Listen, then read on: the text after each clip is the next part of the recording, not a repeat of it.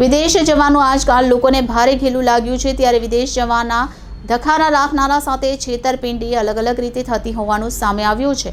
ત્યારે વિદેશ જવા ઈચ્છુક લોકોને યુકે, કેનેડા તથા રોમાનિયા દેશના મોટા વિઝા બનાવી આપી લાખો રૂપિયાની છેતરપિંડી કરનાર આરોપીને ઝડપી પાડવામાં આવ્યો છે।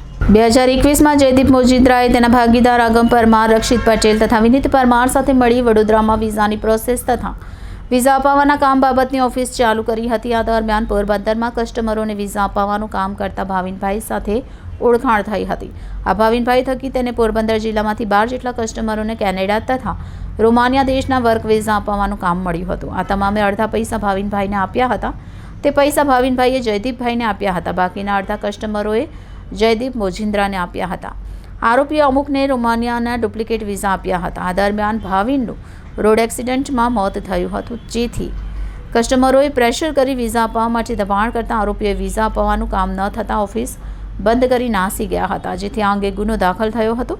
પોરબંદર અને વડોદરામાં ફરિયાદ થઈ હોવાથી આરોપીને પોલીસે ઝડપી લઈ આગળની કાર્યવાહી હાથ ધરી છે।